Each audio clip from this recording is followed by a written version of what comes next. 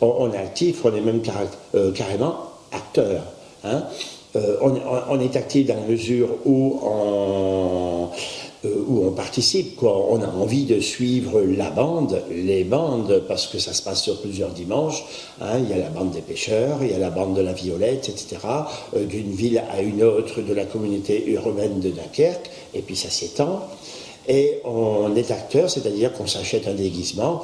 Et il est de bon ton de connaître aussi les chants populaires du carnaval de Dunkerque, et il y en a un bouquin plein, un bouquin entier, hein, puis ils sont tous très révélateurs, et très coquins, pas toujours pour les oreilles des enfants, même s'il y a d'ailleurs au service des enfants, qui vont devenir eux les acteurs derrière leurs parents et leurs grands-parents, il y a une école de carnaval à Dunkerque, pour que les enfants ne dérivent pas et qu'ils ne confondent pas, par exemple, le carnaval avec un match de foot, disons, où on crie comme ça, bêtement, sans savoir pourquoi on crie. Tandis qu'à Dunkerque, si on crie, si on chante, on sait exactement pourquoi, on sait exactement dans quel but. C'est ce que je disais tout à l'heure.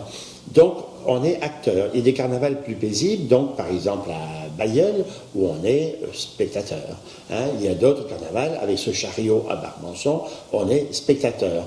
Il y a pas mal de carnavals, je pensais au Gilles de Binge tout à l'heure, eux nous font des offrandes. On devient acteur dès lors qu'on reçoit une offrande de leur part.